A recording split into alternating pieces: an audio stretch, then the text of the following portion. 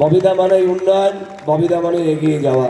আমরা দীর্ঘদিন তার নেতৃত্বে বিভিন্ন সময় বিভিন্ন জায়গায় গণ আন্দোলনের মধ্য দিয়ে আমরা উঠে এসেছি। কলকাতা পৌর সংস্থার মেয়র পরিষদের সদস্য শ্রীমতী মিতালি ব্যানার্জি মহাশয়া।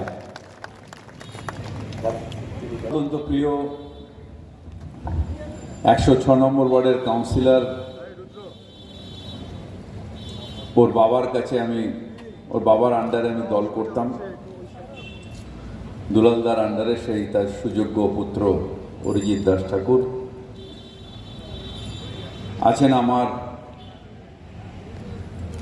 যে পরিষদ member mayor in council Mitali Banerjee আছেন, আমাদের পোদ্দার আছে পুরনো কর্মী বাপ্পা আছে, মিন্টু আছে, শিপ্রা আছে, সুমিত আছে, এবং সর্বোপরি আপনারা সকলে এখানে আছেন। এটা ঠিক যে যখন দুলালদার কাছে আসতাম তখন পুরো যাদবপুরটাই লাল ফ্ল্যাগে মোড়া থাকত। দেখে মনে হতো যে সারা জীবনে হয়তো কোনোদিনই এই লাল ফ্ল্যাগ বাংলা থেকে যাবে না। বিশেষ করে যাদবপুর যখন বুদ্ধদেব ভট্টাচার্যের কনস্টিটুয়েন্সি ছিল, তখন এমন ছিল যে আমাদের প্রায় ঢুকতেই দেবে না। বিভিন্ন কর্মীরা প্রায় মার খেত, চেতলা এখান থেকে গিয়ে শেল্টার নিত, এরকম একটা অবস্থা ছিল।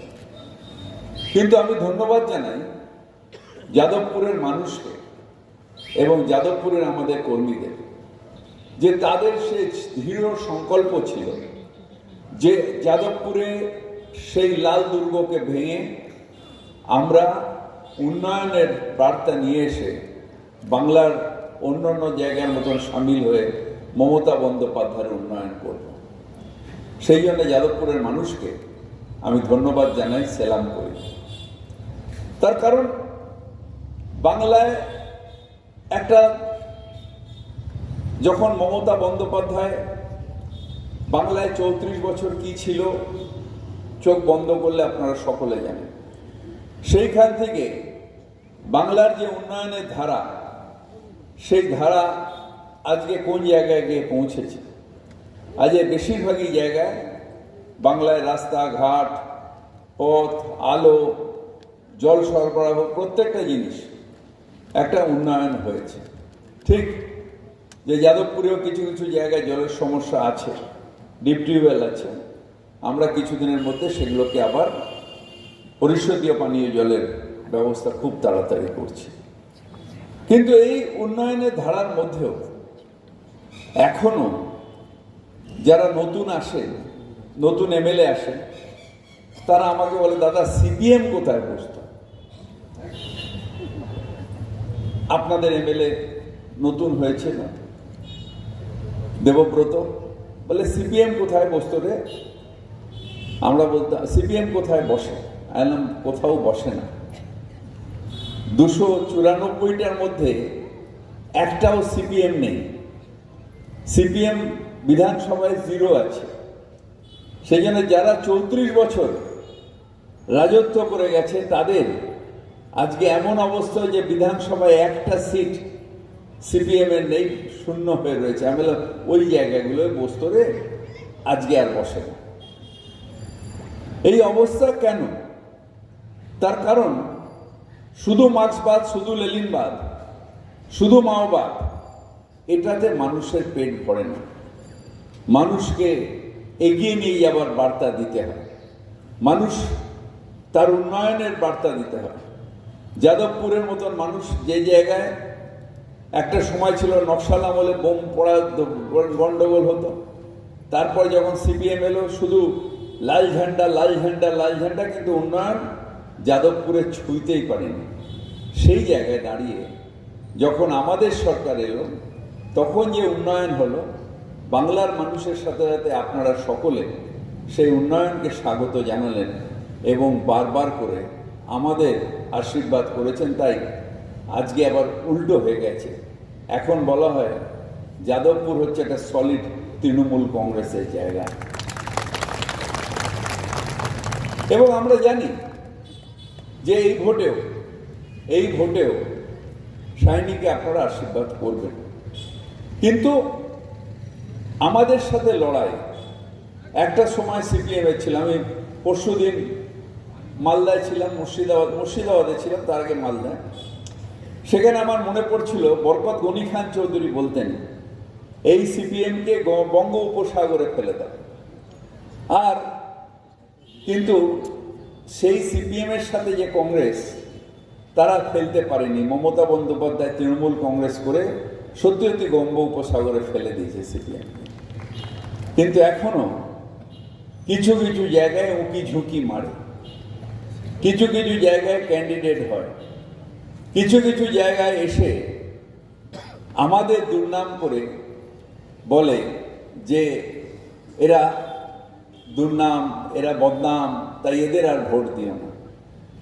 আমি প্রশ্ন করতে চাই যে নিশ্চিতভাবে একটা বড় সংসারে দু চারটে লোক অন্যায় করতে পারে, বড় সংসারে দু একটা লোক চুরি করতে পারে, কিন্তু সারা তৃণমূল কংগ্রেস, সারা মমতা বন্দ্যোপাধ্যায় স্বয়ং, তারা কখনো কোনো অন্যায়কে প্রশ্রয় দেয় না, তারা অন্যায়ের সাথে থাকে না। তাই এরা যখন, বিশেষ করে ওই যে দাড়িওয়ালা লোকটা আমাদের প্রধানমন্ত্রী, তিনি যখন এসে বলেন ভ্রষ্টাচার ভ্রষ্টাচার, তার তো ইকো সিপিএম করে।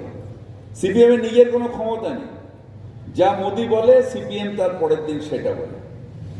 তাই যখন মোদি বলছেন ভ্রষ্টাচার ভ্রষ্টাচার ভ্রষ্টাচার, তখন সিপিএম বলছে দুর্নীতি দুর্নীতি দুর্নীতি। ঠিক যে তোমাদের সময়ও মাটি কেলেঙ্কারি হয়েছিল, তোমাদের সময়ও ট্রেজারি কেলেঙ্কারি হয়েছিল, আর মোদি যদি ভ্রষ্টাচার বলে, ওর থেকে বড় ভ্রষ্টাচারী কে আছে? ঠিক যে পার্থ চট্টোপাধ্যায় যেটা করেছে সেটা অন্যায় হয়েছে, সেটা করা উচিত হয়নি, কিন্তু তুমিও যেটা করেছো সেটা আজকে ইডি সিবিআই তোমার সাথে আছে, তাই তোমারও এটা করা উচিত হয়নি। যে তুমি আমাদের কয়েক লক্ষ কোটি টাকা তোমার বন্ধু ব্যবসায়ীরা, যারা হীরের ব্যবসা বিশেষ করে সুরাটে, তারা সেই যে টাকা, মেহুল চস্কি, নীরব মোদী, বিজয় মালিয়া, এরকম অনেকগুলো, তারা কয়েক লক্ষ কোটি টাকা ভারতের বাইরে বের করে দিল। কোন টাকা? আমার আপনার ব্যাংকে গজ্জিত টাকা, সেই টাকা বাইরে বের করে দিল। যদি তাতে তৃণমূল কংগ্রেস ভ্রষ্টাচারী হয়ে থাকে, তাহলে তোমরা তার থেকে বড় ভ্রষ্টাচারী, তোমরা ডাকাত।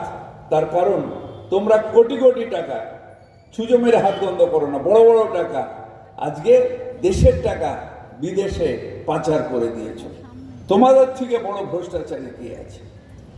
আজকে হিন্ডেলবার্গের একটা রিপোর্ট বেরিয়েছে, তাতে ওনার যে সত্যি যখন প্রধানমন্ত্রী আসেন, আমরা ভাবি যে একটা কিছু অ্যানাউন্স করবে, আমরা ভাবি একটা কিছু অ্যানাউন্স করবে প্রধানমন্ত্রী হয় বলবে যে আমি অমুক ব্রিজ তৈরি করেছি, অমুক জায়গায় এই উন্নয়ন করেছি, অমুক জায়গায় সেই উন্নয়ন করেছি, আমি পার ক্যাপিটাল রোজগার ভারতবর্ষের বাড়িয়ে দিয়েছি, আমি ইকোনমিকে ঠিক করে দিয়েছি, আমি বেকারত্বকে শেষ করে দিয়েছি, আমি মূল্য বৃদ্ধিকে আটকে দিয়েছি।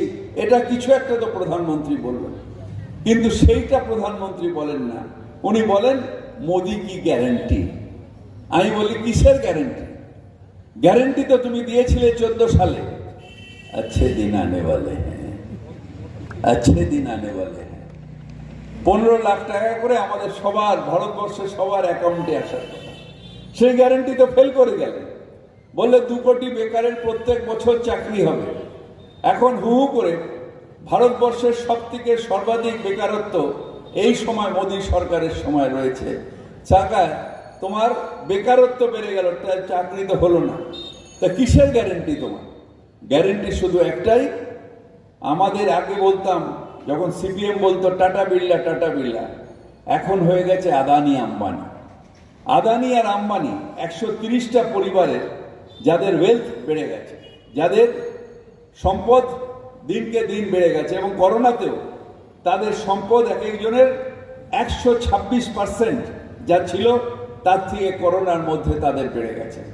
যখন আমাদের সর্বনাশ, তখন মোদি বন্ধুদের পৌষ মাস, অর্থাৎ মোদী সরকার ওই 130টা ফ্যামিলি আর এই কয়েকটা যারা চুরি করে পালিয়ে গেছে এদেরই উন্নয়ন করেছে, ভারতবর্ষের কোনো মানুষের উন্নয়ন করেনি।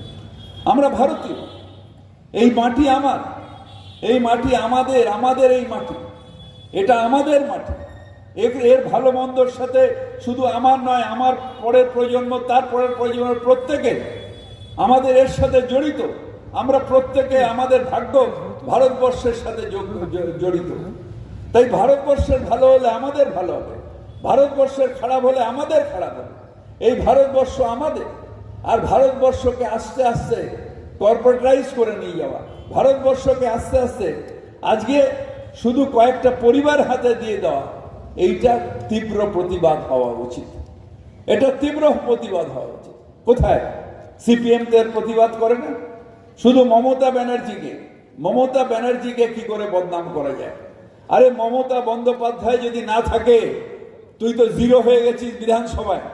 তোর ক্ষমতা আছে নরেন্দ্র মোদীর সাথে লড়াই করার, ছিল।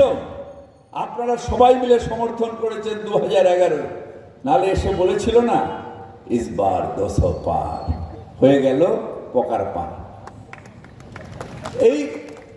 এই বেসিক জিনিসটা সিপিএম বুঝতে পারছে না, যে মমতা বন্দ্যোপাধ্যায়কে দরকার। যদি মোদীকে আটকাতে হয়, যদি বাংলার কৃষ্টি সংস্কৃতিকে আটকাতে হয়, যদি বাংলায় বাঙালিয়ানা রাখতে হয়, তাহলে মমতা বন্দ্যোপাধ্যায় দরকার।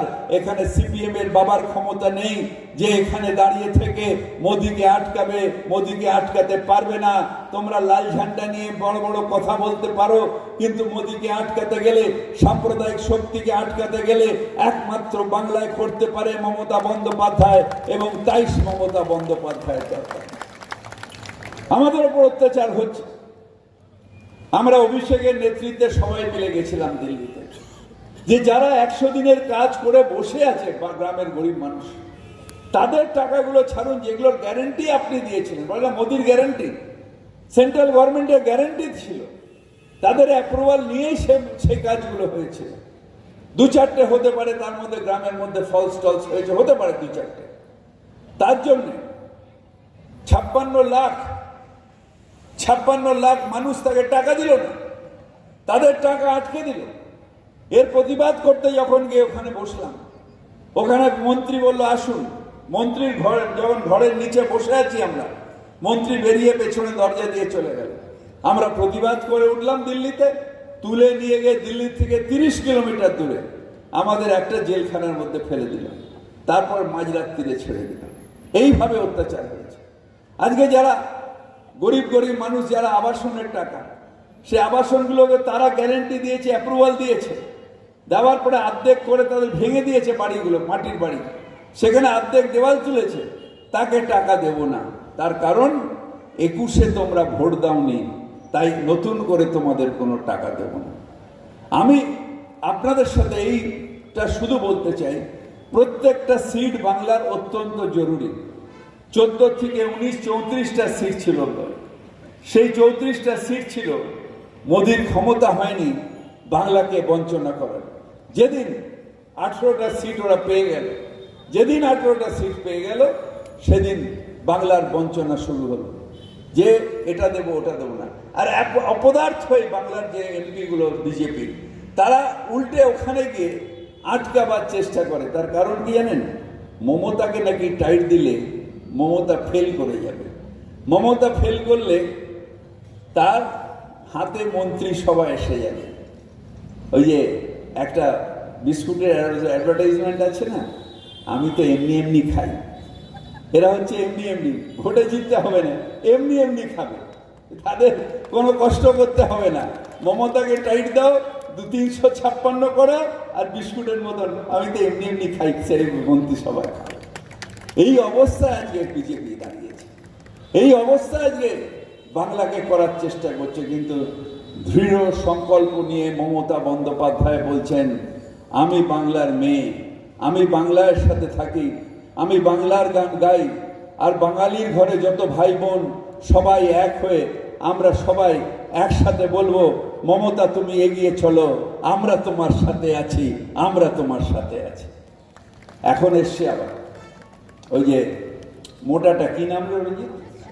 হ্যাঁ কি নাম? হ্যাঁ সেটা তখন বলেছিল না, ইসবার 200 পার হয়ে গেল পোকার পার, এবার বলছে ইসবার 35। আমি বললাম হয়ে জায়গা পুরা ফিনিশ। আবার আশা এসছে, আবার আশায়। বাংলার মানুষ তোমাদের ভোট দেবে না, বাংলার মানুষ তোমাদের বিশ্বাস করে না। তার কারণ বাংলার যে কৃষ্টি, বাংলার সংস্কৃতি আমরা রবীন্দ্রনাথের কাছে শিখেছি, আমরা কাজী নজরুল ইসলামের কাছে শিখেছি, আমরা বিবেকানন্দের ধারাবাহিকতায় বিশ্বাস করি, আমরা শ্রী শ্রী ঠাকুরের ধারাবাহিকতায় বিশ্বাস করি। আমরা বিশ্বাস করি না যে তোমাদের বিভেদগামী যে মন্ত্র, সেই মন্ত্রে বিশ্বাস করি না। আমরা বিশ্বাস করি আমাদের শ্রী শ্রী ঠাকুর যেটা বলে গেছেন, যত মত তত পথ, যত মত তত পথ, তাতে আমরা বিশ্বাস করি। আমরা বিশ্বাস করি যে নজরুল ইসলাম যখন বলেছেন হিন্দু নওরা মুসলমান এ জিজ্ঞাসা গঞ্জন, কান্ডারি বলো ডুবিছে মানুষ সন্তান মোর মার। আমরা বিশ্বাস করি সে তাতে যে হিন্দু মুসলিম শিখ ইসাই আমরা সবাই ভাই ভাই, আনন্দ করে বাংলায় থাকতে চাই। আমরা একই বৃন্তে দুটি কুসুম, হিন্দু মুসলমান। তাই আমরা সবাই মিলে এই বাংলায় ভালো আছি, ভালো থাকব, এবং মমতা বন্দ্যোপাধ্যায় ভালো রেখেছে। আজকে এমন একটা অবস্থায় দাঁড় করে দিয়েছে ভারতবর্ষ, এমন একটা অবস্থায় দাঁড়িয়ে দিয়েছে। প্রধানমন্ত্রী নিজে, আমাদের আগের যে প্রধানমন্ত্রী মনমোহন সিং বলেছিলেন যে যতগুলো সম্প্রদায় আছেন তাদের ইন্ডিভিজুয়ালি তাদের হাতে কত সম্পদ আছে তার একটা সার্ভে হওয়া উচিত। তার মানে কারোর মানুষ কেড়ে কাউকে দেওয়ার কথা বলেনি, কারোর সম্পদ কেড়ে কারোর কথা বলা হয়নি। তার মধ্যেও সাম্প্রদায়িক বীজ ঢুকিয়ে দিল, তার মধ্যেও সাম্প্রদায়িক বীজ ধরে দিয়ে আপনার মঙ্গলসূত্র বেচে দেবে দে, আর যাদের অনেকগুলো বাচ্চা হয় তাদের দিয়ে দেবে। চিন্তা করুন, ভারতবর্ষের প্রধানমন্ত্রী, যে ভারতবর্ষ একটা সময় গান্ধীজি, জওহরলাল নেহরু, আমাদের আবুল কালাম আজাদ, তারা বল্লভভাই প্যাটেল, তারা সবাই মিলে আমাদের নেতাজি সুভাষচন্দ্র বোস, সবাই এই স্বাধীনতা সংগ্রামে ছিল। যখন ভারতবর্ষ দুঃখের সময় এই আরএসএস এর জন্য আর এই মুসলিম লীগ পাকিস্তানে, এরা মিলে ভারতবর্ষকে ভাগ করলো ব্রিটিশের সাথে চক্রান্ত করে। যখন 14তে ভাগ হচ্ছে, সাম্প্রদায়িকতার অন্ধকারে পাকিস্তান চলে গেল। তাই ভারতবর্ষের সব থেকে পিছিয়ে পড়া যে 5টা দেশ, সারা পৃথিবীর সব থেকে পিছিয়ে পড়া যে 5টা দেশ, সেই দেশে পাকিস্তান হলো। আর যেহেতু ধর্ম নিরপেক্ষতা, আমরা সবাই বিশ্বাস করে ধর্মের মারামারি নয়, একসাথে মিলে এগিয়ে চললাম। তাই পৃথিবীর 5টা সব থেকে এগিয়ে যাওয়া দেশের মধ্যে ভারতবর্ষ রয়েছে। সেই অন্ধকারে, ধর্ম অন্ধকার মতন, পাকিস্তানের মতন ভারতবর্ষকেও টেনে নামিয়ে দিচ্ছে কে? নরেন্দ্র মোদী আবার কে? তাই আজ সিপিএম বাচ্চা, এখন আর নগণ্য শক্তি, কিন্তু সত্যিকারের এখন সিপিএম বিজেপির দালালে পরিণত হয়েছে। What BJP Sage today, CPM Sage tomorrow. আজকে চিন্তা করে দেখুন, আমার আশ্চর্য লাগে, কোর্ট কোনো রায় দিতেই পারে, কিন্তু সেই রায় বিরোধী দলনেতা বলছেন, তারপরে কোর্ট দিচ্ছে। এইটা ভারতবর্ষের পক্ষে অত্যন্ত একটা ভয়াবহ ব্যাপার হয়ে যাচ্ছে। সব ইনস্টিটিউশন যদি বিজেপির কন্ট্রোল করে, সব ইনস্টিটিউশন যদি মোদি কন্ট্রোল করে, তাহলে ভারতবর্ষ থাকবে না, ভারতবর্ষ ছিন্নভিন্ন হয়ে যাবে। আমরা গণতান্ত্রিক দেশে আছি, তাই গণতন্ত্র রক্ষা করাটা আমাদের দায়।